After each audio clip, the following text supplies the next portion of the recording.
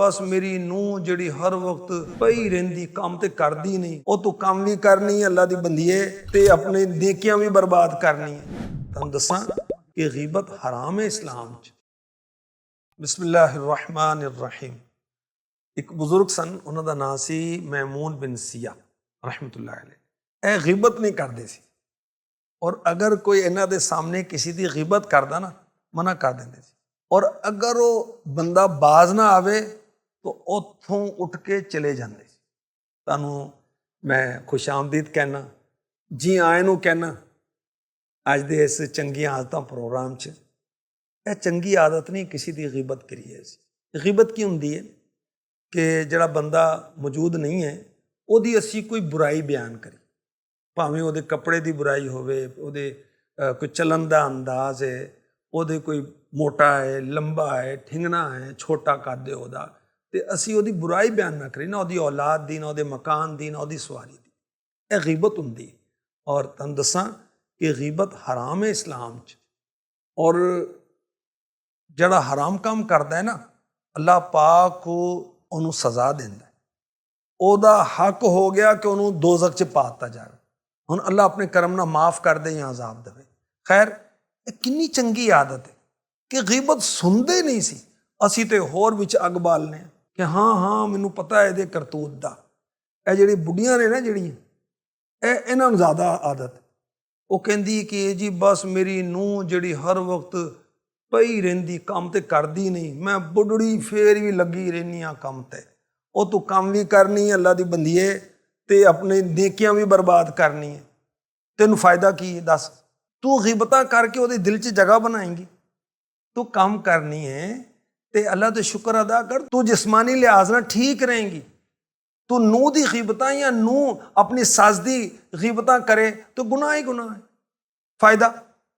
ਔਰ ਅਸੀਂ अपनी सेठ की गीबत करिए या नौकर की गीबत करिए, वड्डे की गीबत करिए, पड़ोसी की गीबत करिए, अच्छी गल नहीं है।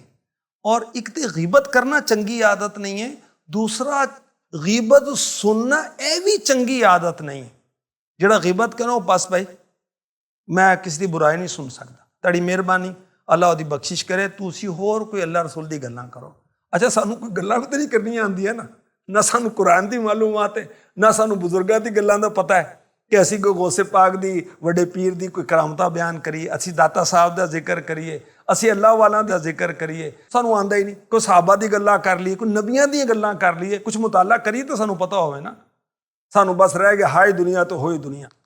तो खैर गीबत सुनना चंगी आदत नहीं है और गीबत करना भी चंगी आदत नहीं है। ठीक है ना, गीबत करनी चाहिए ना गीबत सुननी चाहिए। और अगर कोई नहीं बाज आंदा असी उठ जाइए उत्थों, असी ना गल करिए। अल्लाह सानूं तौफीक देवे। एक और तुहानूं बुजुर्ग दी एक चंगी आदत दस्सां मैं। इन्हां दा नाम बुजुर्गां दा इमाम मुहम्मद बिन सीरीन रहमतुल्लाह अलैह। ਇਹ ख्वाबां दे बड़े माहिर सी, इमाम कहंदे ने इन्हां नूं। ਇਹ ख्वाबां दी तबीर दसदे सी। और तुहानूं ਇਹ भी मैं तुहानूं दसदा कि हर एक कोलों ख्वाब नहीं पुछना चाहिए। आलिम भी होवे और ख्वाबां दा माहिर भी होवे, ਉਹਦੇ ਕੋਲੋਂ पुछना चाहिए। और हर किसी कोलों ਉਹ ਅਸੀਂ ख्वाबां ਦੀ तबीर ਪੁੱਛੀ ਜਾਂਦੇ, ਉਹ ਵੀ ਦੱਸੀ ਜਾਂਦਾ। अगर किसी गलत आदमी को ख्वाब पूछिए ना, आम आदमी को पूछ लेता, उन्हें जो दस दिता ना फिर वही तबीर हो जाती है, तबीर भी उल्टी हो जाती है फिर।